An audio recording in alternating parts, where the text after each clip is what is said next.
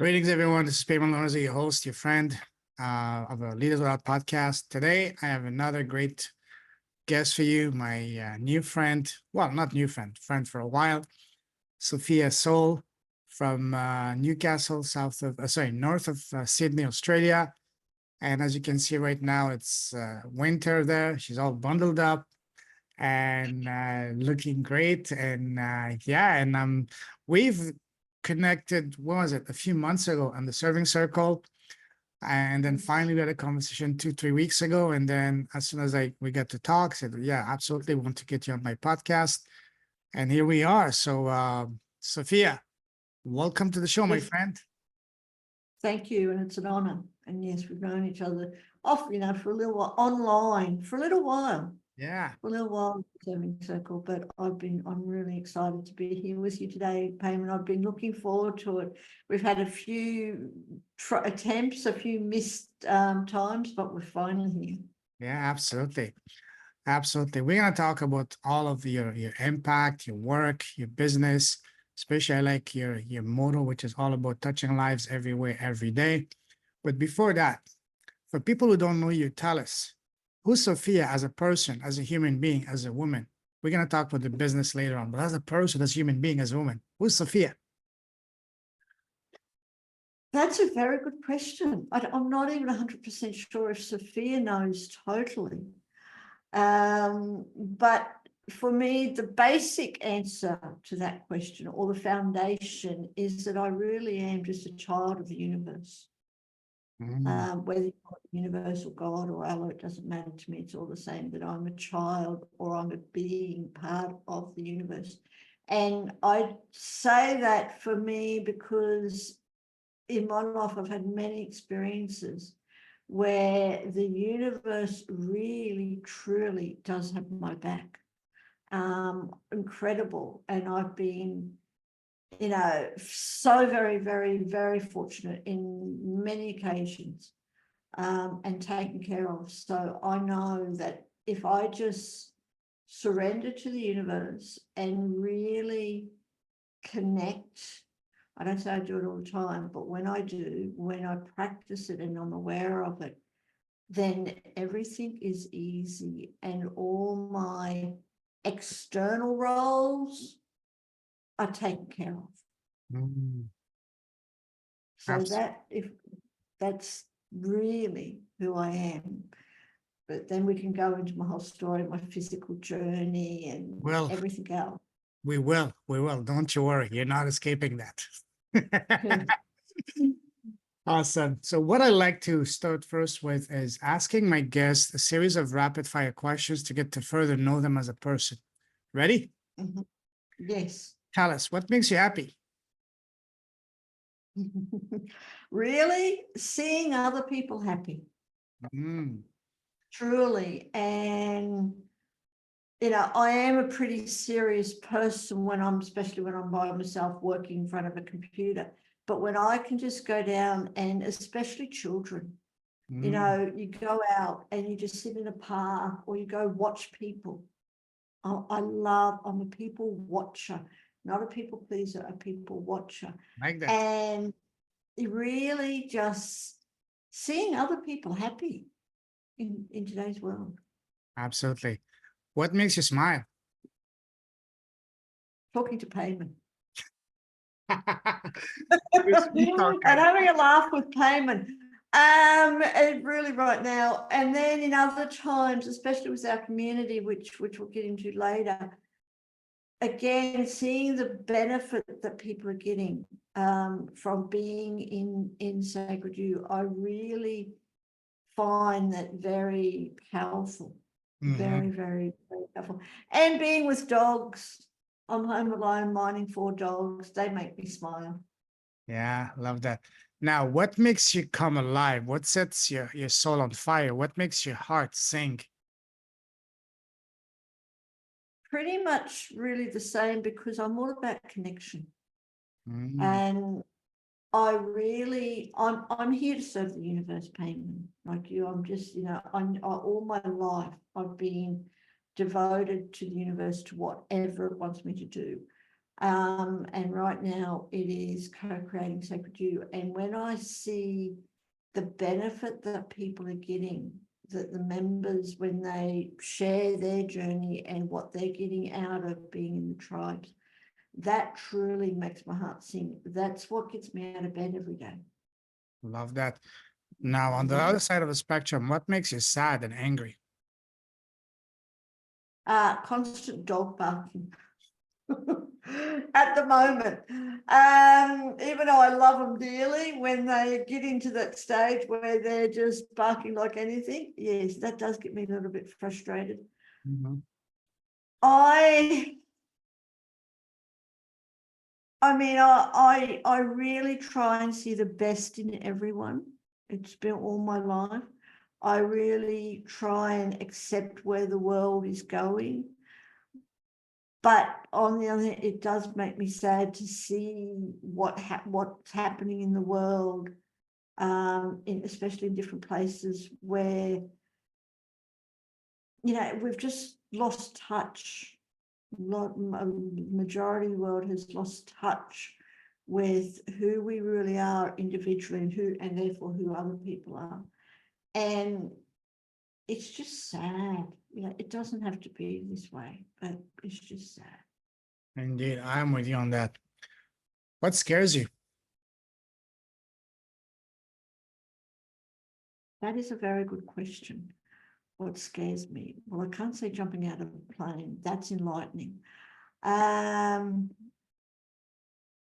Heights, except I have jumped out of a plane. Heights inside buildings. Wait. I do suffer. Did you say that you jumped from a plane? Yeah, I can jump out of a plane, not a problem. I find it very challenging to go up in a lift to really high, 50 stories, 60 stories, 70 stories and more buildings. Yeah, I'm not good at heights inside. That does scare me. Why do you think that is? I don't know. Probably a past life thing.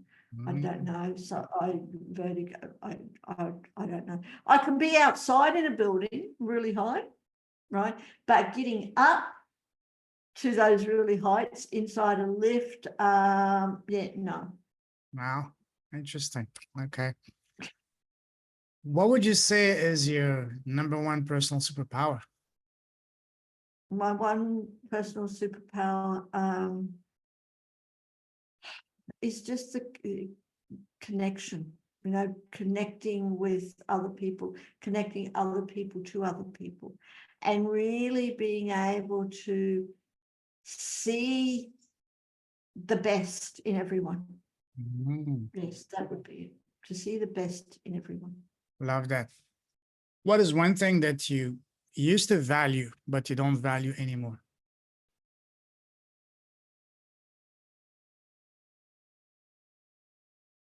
Oh, now you're going back into what I say past lives, my past, that I don't value anymore. The only thing that's coming is TV because I don't watch it. Good Right. one. When I was growing up, yes, I watched TV, but not anymore. Yeah.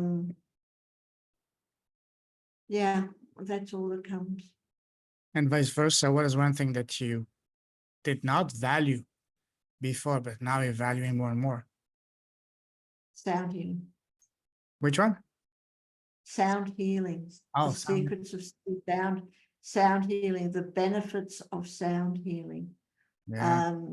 I find it incredibly, I love it. Beautiful. When was the last time you had a really, really, really, really heartfelt, hearty laugh, the type of laugh that makes your cheek hurt, make you have stomach and almost have tears of after laughing? Well, the last time, Yeah. I'd have to say this now with you, Payman. Oh, That's all. really? Yeah, really. And again, listening to people in Sacred You, we have some incredible people that sometimes we connect on a almost daily basis, early in the morning or 7 o'clock in the morning. And we have some people, women who come join us, who have such a wonderful sense of humor. And we have a good laugh. And I really believe that, you know, laughter, like sound, laughter is a wonderful medicine. So yes, I have to say, in our early morning sessions. Love that. Awesome. You like traveling, right? Yes. All right. We can do an entire show on traveling, but now I'd like to take you down a different type of traveling, down memory line. Go back to when you were growing up. You know, when we were kids, people around us, family, relatives, teachers, neighbors, always come and ask us, hey, Sophia, what do you want to grow up when you, what do you want to become when you grow up? What was the answer to that as a little girl?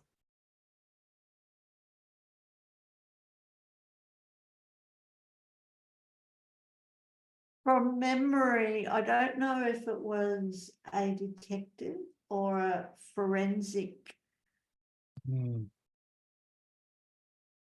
so not a forensic scientist, but I don't have a problem with death. I never have. Okay.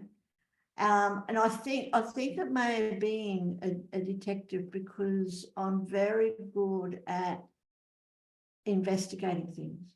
I love just going through and finding out the whys and the hows, and I'm also very good at going undercover.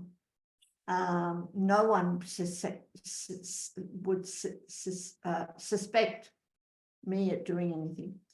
But I think it was something like a detective or something in the forensic area, a forensic scientist or something like that.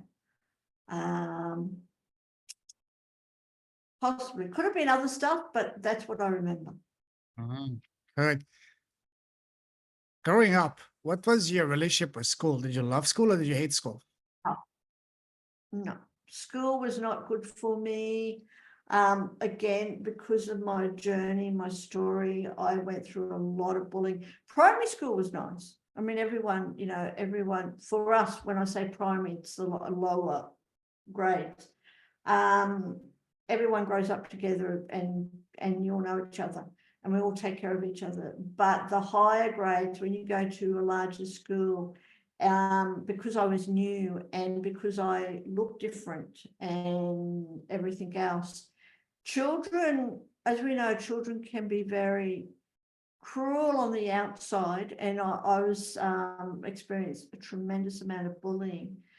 But I think that's a lot because when people don't know, especially children, teenagers, when it's something outside of the norm, they, you know, you don't know what to do about this situation or this person.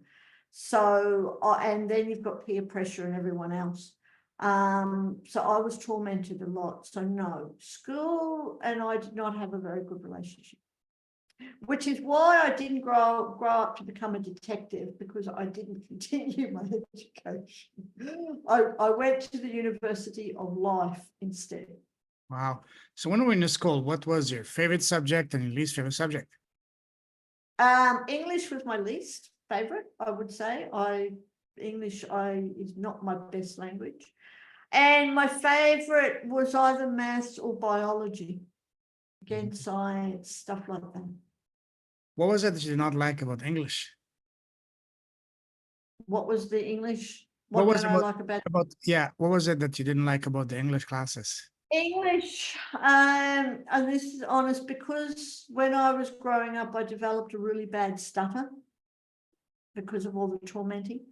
And I had to learn how to talk all over again. And for me, even still a little bit, I do struggle with words, like just normal words. I also find that I have a disconnect, what I call a disconnect between my brain and my mouth. it was just like English was just hard. To me, it's a hard language. I would have much preferred to learn as a first language something like French or something like that, because I did start to learn French, but English is just a hard language. Yeah, it can be. Yes. Imagine that we're in the same class in grade 10 or 11. What kind of student were you? Were you like the chatterbox? Were you the shy one, the superstar, the life of the party, the nerd? No, I wasn't the life of the party, and I probably wasn't the chatterbox, especially around 10 or 11. I was pretty, and I wouldn't say that I was the shy one, but I was pretty much what I would call maybe the loner, because again, like, I did not see the purpose in being at school. What they were teaching then, and I hope they're not teaching it now, what they're trying to teach children, to me, was a complete waste of time. Like, I knew I'm not going to go out and use algebra and whatever else they were trying to say, even though I enjoyed maths. They're trying to teach all this stuff, and it's like, this isn't what I'm going to need. I need to get out and learn from life. You know, like, I really believe in most schools today. It's just, you know, it's not life lessons. So I was probably pretty much the loner. So when you were in school, in high school and university, were you popular with the boys? Probably not, because I look different. Yes. Okay. Remember what was your say? Go ahead. Well, I was going to say, yes. I mean, I love my body. It's what it's made me now. But when you know, if you meet me in person, you know, I'm vertically challenged. I'm only 4 foot something, 4'7", I think.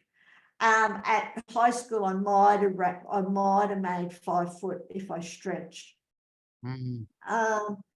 And yes, no, I was not popular with the boys at all. And that was okay. I mean, I didn't have a problem with that, because again, I knew that even from a young age, Payman, I don't know if you've experienced this, from a very young age, I knew that I was different, and I was here for a bigger purpose. Yes.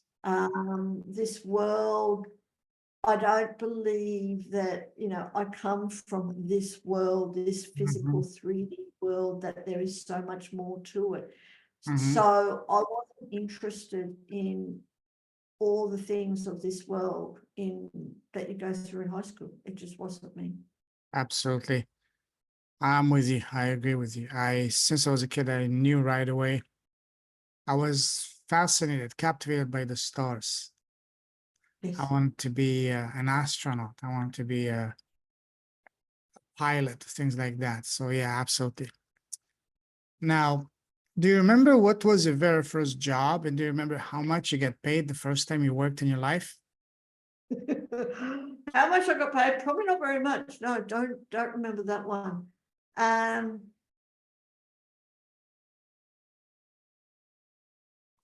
I think the very first job, I think I'd have to go back even more, was just a sales assistant. I'm pretty sure that, yeah, that was the first. Okay, so that was the first full-time job. So that was after I left school. Did I have anything before? I did a lot of voluntary work. I was very much involved in volunteering in different organizations and different community things and doing all that, because I know when I left school, I didn't really know what I wanted to do permanently. So I did a lot of different voluntary work, and you didn't get paid for that. Except the experience. But the first paid job was probably just in sales. I see. What are you selling? That one was office work, office equipment. Okay, good. Let's move forward. From the time you left school to now, how would you describe your path? Would you say it was pretty much straightforward, smooth sailing? Once you get into one lane, you were set for life? It turns and twists like a... Oh, my path has been on a journey.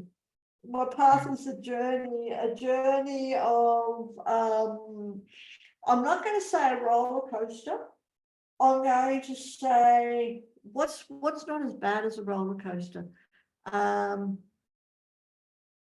You know, those trains that just go up and down and gentle and over the hills and down by the sea, and oh, it's been a wonderful journey. Wonderful. It's been challenging, absolutely, both physically and emotionally and spiritually. Incredibly. But it certainly hasn't been smooth. Absolutely. Wow, amazing, cool. There's a saying that says, change your story, change your life. And by story, I mean what we tell ourselves in our head all day long. So when you, Sophia, you were at some of your lowest, darkest, most challenging and painful moments of your life, at the lowest, how do you change your story internally to change your story, to change your reality externally? How do I do it? Well, I do a lot of, or I did, a lot of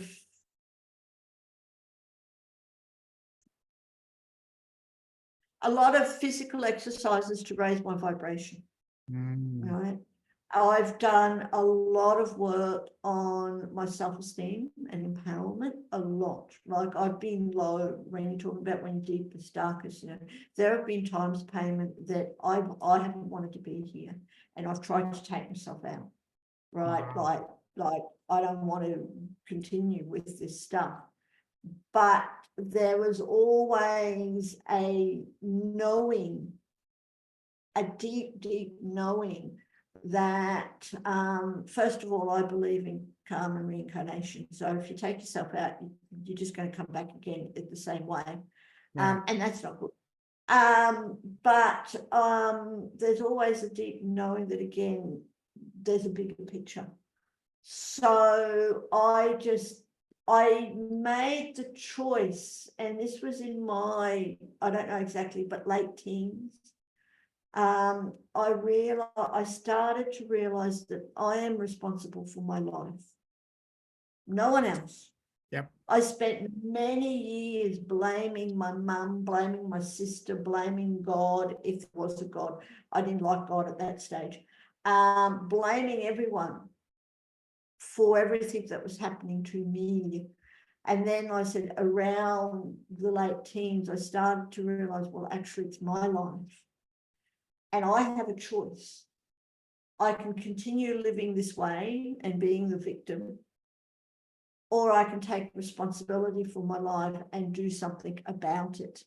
And that's when I became aware or learned, or I can't remember exactly how, started the journey to increase my self-esteem, improve my self-esteem and start to empower myself.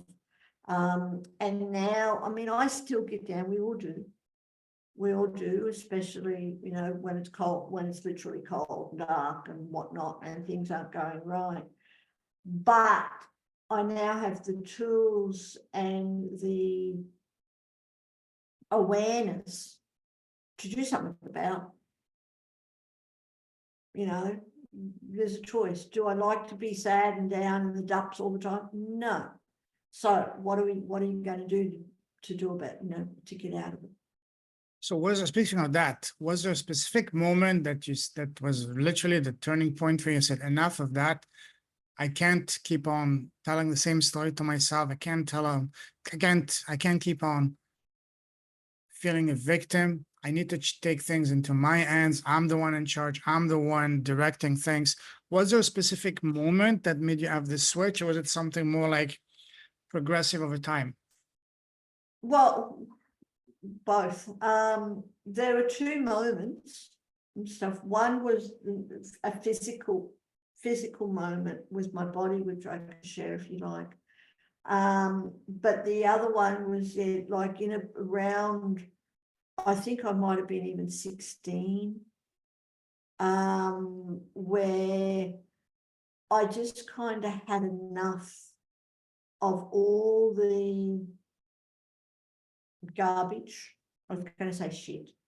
All the bloody stuff that was happening, and allowing myself to be affected by other people's perceptions of me. And this is why I said the bullying. I'd had enough of bullying. I was bullied since I was 13. And like really bullied on a continual daily basis. And I just had enough. So it's like, well, what am I going to do about it? Am I going to, I said, be the victim, the poor me's, let other people, let other people's beliefs affect my life, right? Let other people be in control of my life, or do I do it, or do I let that go? And when I say you can have that awareness, but it's still a gradual thing to do something about it. It's not an overnight. You don't go to bed and flick a switch and then everything's all smiley. It's a gradual process. And for me, that took a few years. And then the other one was a physical thing. And I still remember this. Because I've got lots of bone problems. I've had lots of bone problems. I've had over 30 operations. And I was in my 30s. And I literally fell downstairs twice. Wow. Right. Or the first one, I put my foot on a stair the wrong way and twisted and completely tore all my ligaments, my ACLs, my MCLs, my cartilage in my right knee, like completely stuffed my right knee. And then not too long after that, I fell downstairs backwards. Oh. Completely wrecked my left knee. I felt my knee go choom, and completely tore that, right? And this is after having 30-something operations. And I went to the orthopedic surgeon, and he took a look at my knees, and he said, I'm going to go to Sydney and see the surgeons in Sydney. He said, you're too young, but I don't know if there's anything else we can do, but just give you knee replacements. But then he came back from all the people in Sydney, all the specialists in Sydney. He said, there's nothing else. He said, you need 2 knee replacements. And then in 5 or 10 years, you're going to have to get them done again. And literally at that moment, I felt my body go into shock. I felt my body go back into the trauma, and it yelled at me and it said, no more. Wow. I cannot do this anymore. No more surgery, no more drugs, because I was having high doses of narcotics, heavy duty narcotics, right? I was self-injecting Hearty to help me with the pain because I could hardly walk. Plus all the drugs that I had with all the surgeries, and my body had had enough. Mm-hmm. And that moment got me out of listening to doctors, out of taking drugs, like all the medicines, out of taking painkillers, because my body was also so toxic because of all the painkillers that it had, and got me onto a path of holistic healing. Wow. What a story. Wow. Wow. So, yeah, there you go. I paused it. Wow. What a story. Wow. That's amazing. So You mentioned there were a couple of moments that you said you're almost about to throw in the towel, so to speak. Yeah, check out. Yeah, share one of them. What happened exactly? If you feel like it, if you want to tell us a bit more about. Well, it was like it was at school when I was at high school and going through all this bullying and emotional thing. When I was 13, Payman, I made a decision that I would never ever have children At that because I young would never, age. Wow. at 13, Wow. I never wanted to put anyone else through what I went through emotionally. 13 was the hardest year of my life. It was the first year of high school. And I just said, I just can't do this to anyone else. And with that on a continual basis over years, yes, I wanted to check out, but it was more of a call for help. Like I'm not coping in this world because of all this stuff that's going through. But I was born in what was then a reasonably small country town. No one knew anything else, especially with my physical condition. No one even knew what it was until I didn't get diagnosed until I went to Brisbane, which is the capital city, when I was 20. And I needed help, and there wasn't the help around. But I also knew that it wasn't the solution. Okay, I don't believe in what we call suicide. I never have, because I know that life is a lesson. All the things that happen to us are a lesson to help us grow as beings, as souls, as spirits. And I knew deep down inside me that this life that I was in was a lesson, multiple lessons. I believe in reincarnation, I believe in karma, I believe, all that type of stuff. I know I have lived many lifetimes, because I feel it. And I know when I say no, I'm pretty sure that for some unknown reason why, that before I took this birth, I made the choice, the decision that I would settle multiple karmas from many births, all in one birth. For some reason, I like challenges. I don't, for some reason, to me, having a nice, easy life is a bit boring. So I have challenges every day. I tend to create them. But so that was the thing is, yes, I did attempt to check out, but it wasn't a serious attempt. If I was really serious, I would have done it. Okay. I would have done it, but what did you do? I said, what did I do? Yeah. To check out, well, there was one time was electrocution.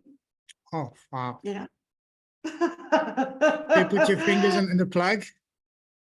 Well, no, not fingers, probably a fork or I think a knife. And the other one was I could have overdosed. I had so many drugs available. I'm talking about pharmaceutical stuff. Because of the amount of pain that I was in, and because at that stage, the only doctors that I knew were, like, you're in pain, we'll give you drugs to overcome the pain. Well, yeah, sorry, that doesn't work because the drugs actually help create the pain because of the toxicity. But that's what I did at that stage, right? I didn't know anything else at that stage. So yeah, it wasn't a serious thing, because if I had really wanted to, I wouldn't have, but I knew that wasn't the answer. Wow. So growing up, what was your environment like? Was your family, your parents, your siblings, relatives, were they supportive? Were they not? This is getting deep, which is fine. I was born into a financial war zone. That was one thing. Again, and it was a very, I would say now, a very dysfunctional family. Both my parents, my mother has got the same disorder that I do, but she didn't know. She doesn't have the bone problem, but she's got the same thing. We didn't know until I got tested. My father also has another condition that didn't know until we got tested. I wouldn't be surprised if he was born in today's world that he would have been diagnosed of having autism or on the spectrum. Was it really supportive? No, because my parents didn't know any better. Right? It's their background and their, and stuff like that. They do the best they can, but that's it. They do the best they can without knowing what else to do. I have an older sister. She kind of looked after me a little bit, especially when we went to high school, but she was also jealous of me because of all the attention that I was getting. Wow. So she also tried to do me over as well. Again, not in a serious way, but she tried to push me downstairs when I was really young because I was getting a lot of attention because I was so sick. Like I nearly died when I was a baby, when I was very, very young. And I got lots of medical attention, but not the real support that you need. Especially as a young child going through a lot of physical and emotional stuff. Did you have any pets growing up?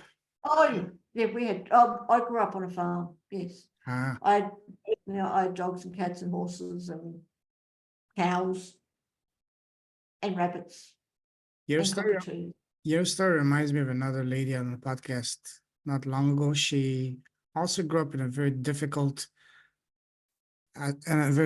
childhood because of the physical condition she had. And what really helped to go to that was the love of her animals. The animal species, she had a horse, and the horse was basically a companion to help to teach to find the love she was lacking from family, from friends, and all that. She was bullied as well. She seeked refuge and found the love in that horse, that relationship with the horse. And then the horse was her best friend in life. And the horse's purpose to being here was precisely to help her go to that and find the love that she was lacking from her family towards her. Would you say something similar happened to you with your animals on the farm you grew up in? Oh, quite possible, yes. Yeah, animals are very intuitive. Very, very intuitive. And animals are also unconditional. Yes. They don't know all this stuff that we go through. They don't judge you on what you look like. They pick up on your feelings, on your energy, but they don't care what you look like. Where in the world that we live in today's world, people judge you on what you look like. And, and if you don't fit that box, especially in today's world with social media, if you don't fit that box, then it's a struggle. But animals definitely. I mean, yes, dogs and cats, and they're all the horses that I have. Yes. Was there any of the animals in your farm that you grew up in that you were closer to and you had a deeper bond with?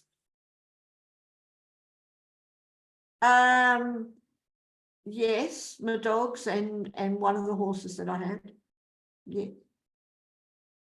I had a horse. She was a Shetland pony. I don't know if you've heard of it. A Shetland pony. So a stud book Shetland pony. I used to travel with her in shows, but she was also tiny.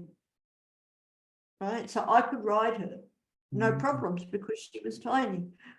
She wasn't a miniature, but she wasn't much bigger than a miniature. She was a Shetland. And yes. Beautiful, beautiful. Wow, what a story. And what kept you going? What was the thing that kept you going despite all of the painful environment, the physical pain, the bullying, the lack of growing up in a dysfunctional family? What was the fire that kept you going and not throwing the towel? Knowing that there's so much more than this world, and that there's a purpose. That Mm. I'm here on this planet for a purpose. Mm. And that there is so much more to this world. Absolutely, totally. You know, all my life I've been surrendered to the universe, and I just follow my guidance. Absolutely. So yes, and knowing that I'm going to come back. You know, that's what kept me going, is that I'm going to come back. So if I want to I've got a choice. I can either make the best of this life, and then if I make the best of this life, then there is a possibility that I don't actually have to come back. Because if I go through all my lessons now, I might not have to come back. But if I don't go through all my lessons now, if I don't make the most of this life, if I don't learn what I'm meant to learn, then I'm coming back. And I don't want to do that, because when you come back, when you first start out, you don't have this awareness. You know, it's not a nice world to be born in. No, absolutely. In today's world. You know, one of the just to piggyback on that, one of the things that completely changed my life was understanding the tremendous power of questions and asking the right question. Before, when something bad happened to me, I used to ask disempowering questions, negative questions such as, why me? What did I do to deserve this? Why? Why is life so unfair? And complain like the little bee. And when you complain like the little bee, it's not helping you in any shape, way, or form. But then I realized to ask better questions, more empowering questions, such as, what is this trying to teach me? What is a lesson for me to learn to that? And that applies to anything, whether it's struggle, heartbreaks, betrayal, trauma, disease, tragedy, whatever. I learned to look at everything that I was going through to those two questions. What is this trying to teach me? And what is a lesson for me to learn to that? So you, Sophia, now with the eye of maturity and spiritual awakening and wisdom, all the crap that you went through, what were those trying to teach you? What's the lesson for you to learn to that? Really, I believe the biggest lesson, I haven't quite got it yet, I'm working on it, is that life is just meant to be enjoyed. Truly, really, really, if we come down to it all, that life is meant to be enjoyed. And also, I think the lesson for this body is that and I really believe that I've got it because of what I've been through too, is that we're not our bodies. Oh, yes. And it doesn't matter what people look like, that we're all to see the beauty within, not the beauty without, but to see the beauty within. And I hear you, Payman, because like when I was growing up, I was the why me. Why me? Why not my sister? Because I have a sister who, and we're definitely sisters. We've definitely got the same parents, because again, we've been tested because of following. But when I was diagnosed with a genetic condition, I'm going, but why me? Why not her? If it's genetic, wouldn't she have it too? If we've got the same genes, right? But then it was like, well, why me? Is because I've made that choice to come into a body to learn the lessons that it doesn't matter what you look like on the outside, that we're all beautiful. Wow, beautiful. You mentioned something that was really powerful. You mentioned that life is meant to be enjoyed. So when you were going through those tremendous challenges, physically, emotionally, how were you able to find enjoyment in all of this? It's still a daily challenge. It's still a day. I'm still working on that, because I'm a very serious person. I'm too serious. I don't, when you said what makes me laugh, other people make me laugh.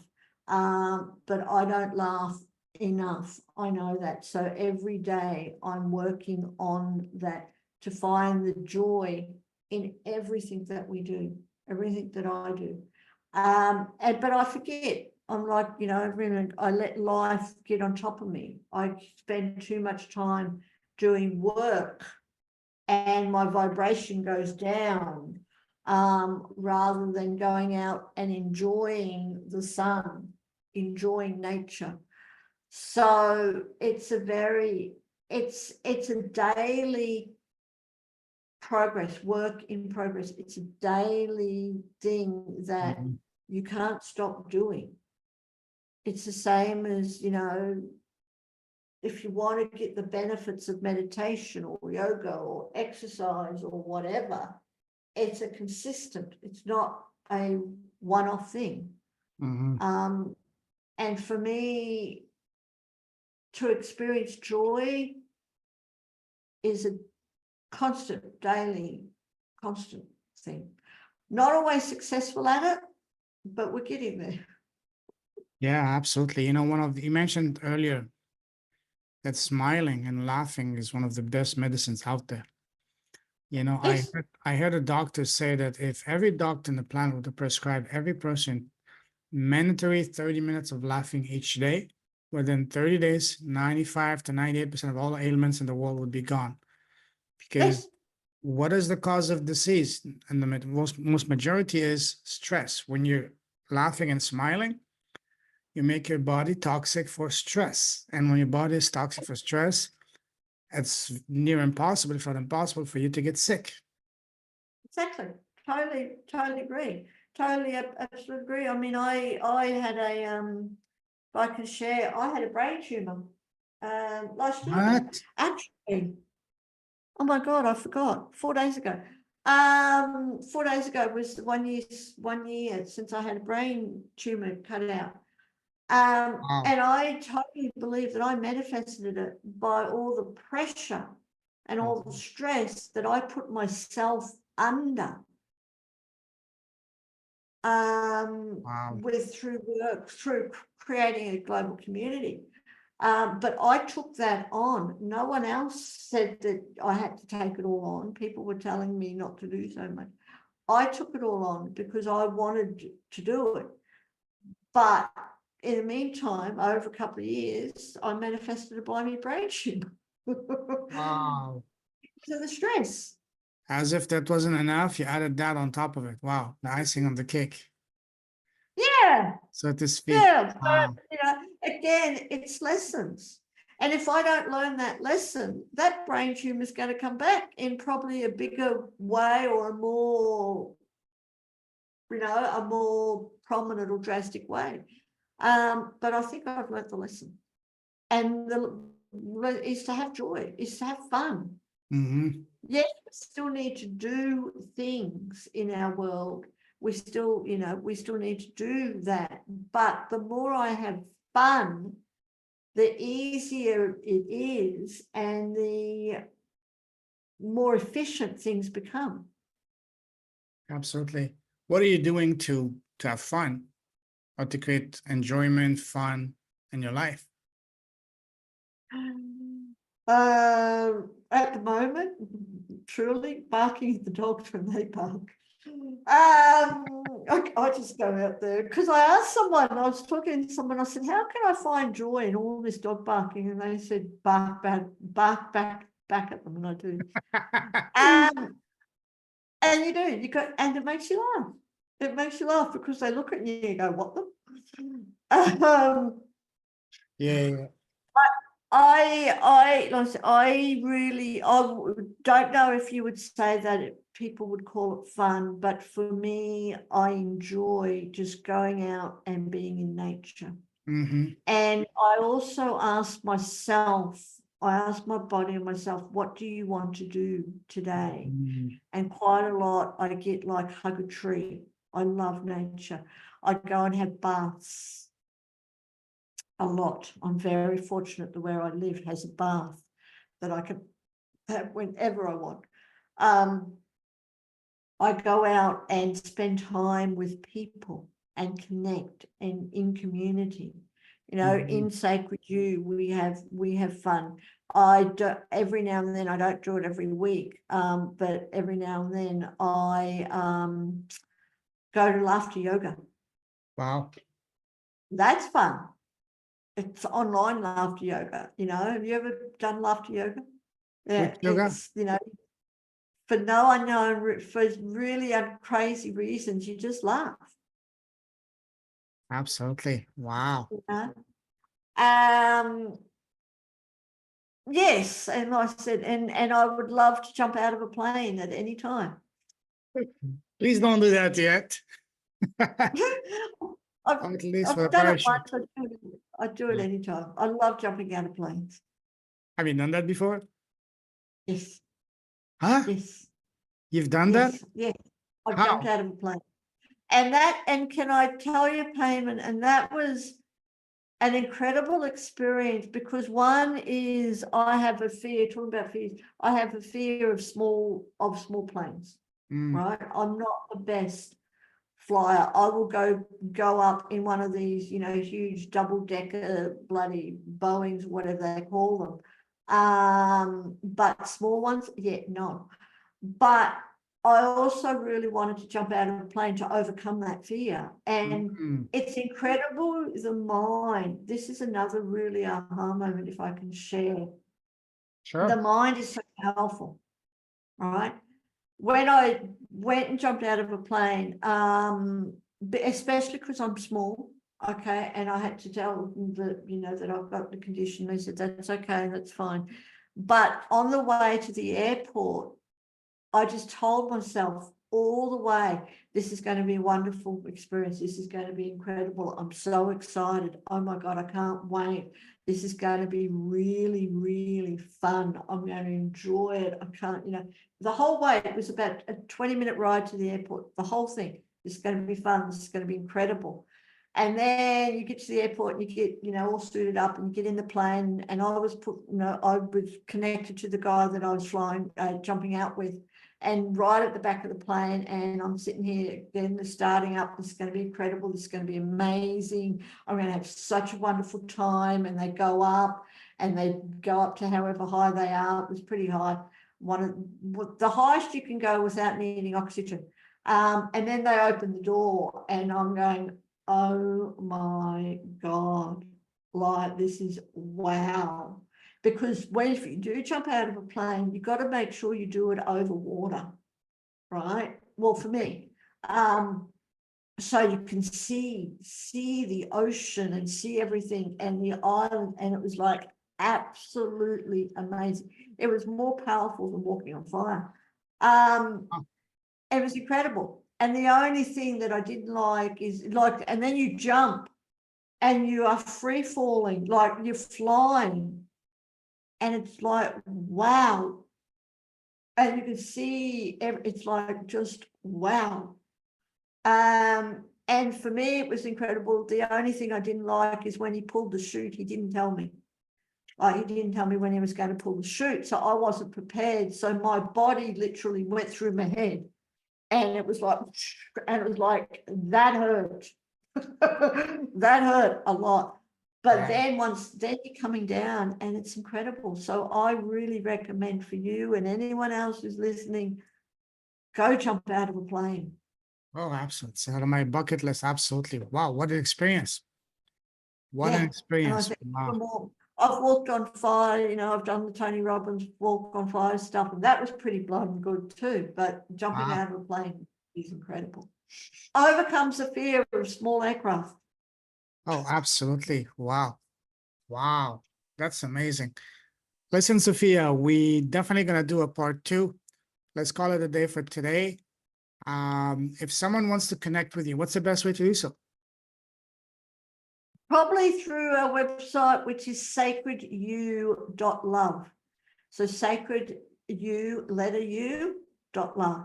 And just send me a message. It's the best way. You can also find me on Facebook. I do have numerous Facebook accounts, so that's probably a bit too confusing. But Sophia Soul, and you'll get it. You'll get it. All right. There's a few of us. I'll put those in the show notes. Listen, Sophia, absolutely love talking to you and hearing your story. And I can't wait. There's so much more that we need to unpack and uncover next time. And we'll talk about your business, your impact, and all that. In the meantime, I salute you. You're truly with a heart. Keep shining your light. Keep blessing the world, your presence, your impact, your laugh, your gifts, your wisdom, your smile. You're a gift yourself. And I'm honored that we connected, that you came here and you opened your heart and shared your story on the podcast with me and my audience. Thank you so much. And stay safe, stay awesome. God bless you. And we're definitely going to be connecting soon again for part 2 and part 3 and so on and beyond. So have a good one. As we say back home, have a fantabulous day and talk to you very soon, my friend. Take care. Thank you ever so much. It's really been really appreciated. Very welcome, pleasure on mine. Wow, I'm still having goosebumps. What a story. I can't wait for part 2.